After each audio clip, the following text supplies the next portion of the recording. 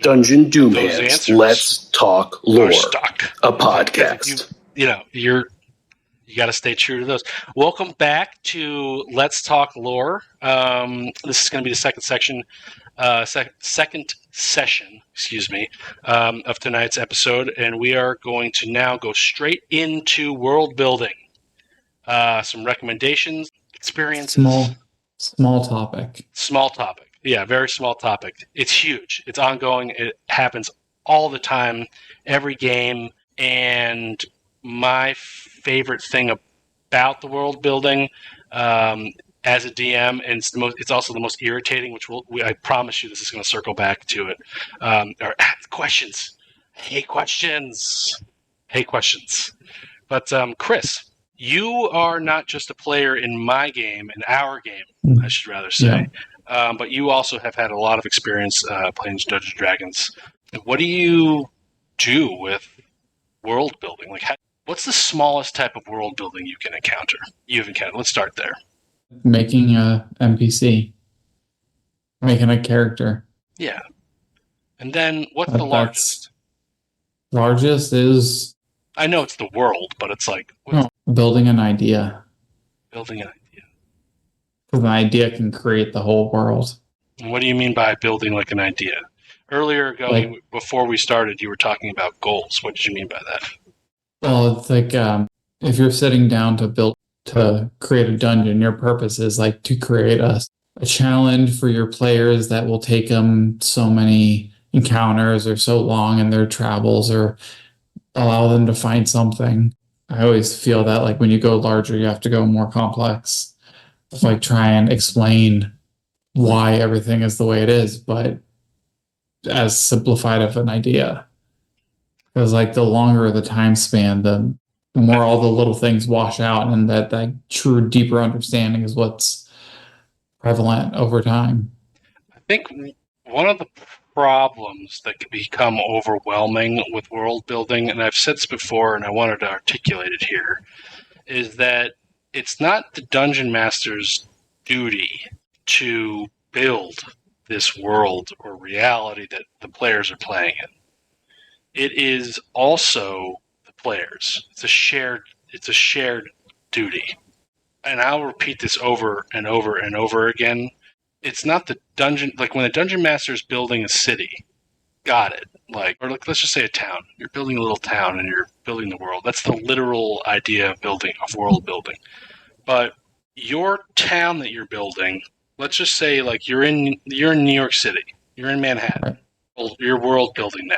You're going to go on a dungeon quest to New Jersey. The people in New Jersey are going to know of Manhattan. They're going to know everything about that place. Mm-hmm. You know, if it turns out that like one of your players is from New Jersey City, you know what's easy? You know what's an easy way to work around world building in that particular neck of the woods?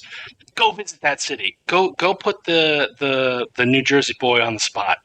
Rely on your players because they'll come up with specific things if they're good players. Just like they say, oh, the dungeon master has to be a good dungeon master. The players should also have a bar too, and a good player I think will have a little quick back and forth between the dungeon master, whether it's in the gameplay or outside the gameplay, on like a group chat or whatever you want to do, about what's in their hometown city. So I guess to bring it back to what we're saying, world building is huge. It's not just one particular dungeon, city, town. So let's get back to the goals. So like when you told me, you said specifically, what is the goal? Like, what did you mean by that? I'll use an example, more simple example then. So when I first ran Sir Richard's Carnival, my goal was to have something fun that I could like throw you into and you just smash something because you wanted to play Drake and a Barbarian. I was like, okay, let me create this really cool character, this Sir Richard, this little gnome, whatever, wizard. Like, all right, what the hell is it going to have? That's going to be something for that will create there, and just sort of let the idea spawn from itself. I'm like, all right, he's a wizard, and I've known of like a Magnificent Mansion. I'm like, all right, he would know some people, some crazy things, and he has this doorknob that turns into a bunch of different little mansions that he can create into its own world, and then he is rescuing endangered creatures and protecting them in this cave. I thought that Sir Richard didn't you say that Sir Richard had like a specific? So for those of you who don't know, not going to be streamed for you. This was pre-streamed. Although we're working on you can follow along with the story on Instagram. But Sir Richard's Carnival Quest is what I'm going to call it. I don't, unless you, Chris, you're the one who DM'd it. Was Chris giving the DM a break? Thank goodness, because we just got through the Artemisian Forest. We got through to Artemisia. There was a couple sessions there. It was crazy. Very fun, all hilarious, all playable on our website. Just go to Instagram, Dungeon Doom, and follow along. Every encounter there is a piece of the story, so it's pretty cool. But Sir Richard's Carnival was Chris's namesake in that town of Artemisia. And didn't you tell me that you wanted like a theme? Were you talking about like a theme, like where you wanted like an ecosystem type? Well, that's what the dungeon that I ended up creating became, as an ecosystem. So Sir Richard, this traveling wizard telling tales of his grand adventures, and part of that is he is essentially like the Underground Railroad for endangered species and creatures. So he uses his magic to create this, essentially, like, think of Newt Scamander and Harry Potter Fantastic Beasts, where he has this suitcase that has all these magical environments in them. And Sir Richard, he's like, he can change a different key, like the guy in the Matrix, and open up a different door, and you have this whole other world. And each one is an environment for that creature. So the one that you guys fought in was like a Cyclops. I'm like, all right, what do the Cyclopses eat? The Cyclops would eat like some like herd animal. All right, so what do the herd animal eat? They're going to eat some berries and grasses. And what do the berries and animals and stuff? That's hilarious. And that's the thing, is like, what do the berries and grasses need to eat? They need water and fertilizer. So that's where the fish in that water tunnel came in.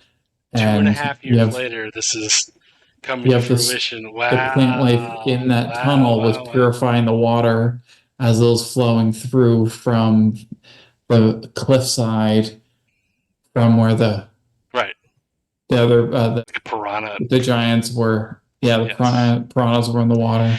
When you world build, so the reason I did that one is I'm like, he's a wizard. He's gonna make it. He's creating this whole world. So he's gonna create this whole world to keep these people alive in as easy of a way as possible, because it's magic and he doesn't want to do the work. So he uses magic. Yeah. So he's like, I'll just create this whole thing so I don't have to do anything. Right. And it just takes care of itself. As a player, as a DM, your world building, sort of the framework at which you built that world was, am I wrong? Was it about the ecosystems of the particular monster, or was it more of like a carnival? You know, because your carnival was hilarious. Like the carnival that itself was awesome. That was easy, and I would say easy, but whatever. Maybe not for you, maybe not for some, but that was awesome. You go into a tent, you guys are throwing axes, but the interaction once we got into like the dungeon portion of it, was the dungeon portion of it what did you have a theme, the common theme, which was? So my whole goal in running those sessions, I think it ended up being 2 total sessions, 2 or 3 or 2.5. 2.5 was to try and have as much fun as I could as a DM, and I wanted to do a lot of role play, and I wanted to do like a little like dungeon crawl, and like try and kill you guys as much as I could, because I was like, why the hell not? Yes. You're gonna try and destroy and mess up every possible thing that I can, because I've been doing that to you this whole time. I'm like, bring it on. Let's just have some fun with this. So I wanted to have like a little carnival, something that wouldn't like disrupt your world building too much. Being like this traveling carnival came in and set up for a week. So it can come in whenever, we can just plop it down, and then I can go somewhere else. So I feel like world building, that was sort of like what we just talked about was like an offshoot, but it's still like it's still in the world building that we have, and there's a map, and I will have to upload it into the comments or with a link. There's a map. There's like, it's huge, and the map is Pangea. And so like when I was world building, I was like, all right, what's the coolest map I can sort of try to populate? And so I went back and I got Pangea. So like that was my foundation. I was like, all right, I'm going to plug in cities and towns and stuff on this old Pangea continent and see where it goes. I know that Artemisia is going to be the first place. Let's start there. So I would say that like my influences are, which differ from your influences. Maybe you're more themed based. Like let's say yours is more of like a. Maybe it isn't. Maybe yours is more okay. In this particular sense, you just got to be the DM for a couple sessions. Mm-hmm. Let's have some fun, which is the way it should be anyway.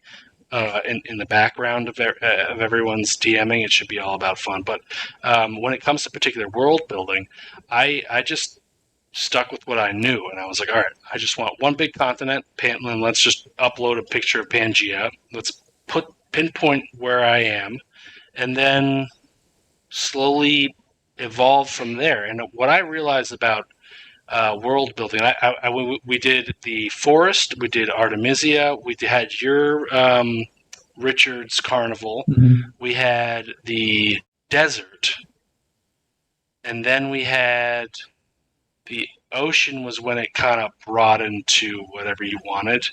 The more and more I go through this, the more and more I realize that I want the players to be involved in not necessarily like the area, like just to bring it back to the New York City thing.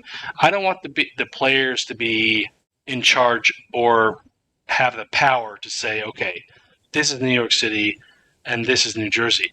But the players can certainly be the reason why New Jersey boy and his gang know about man. You can certainly rely on your players is all I'm trying to illustrate. And this is just one of the many different conversations we're going to have about world building. And I think one of the main things is relying on your players.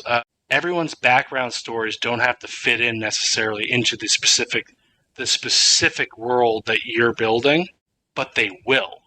They certainly will, just by sheer force from the players.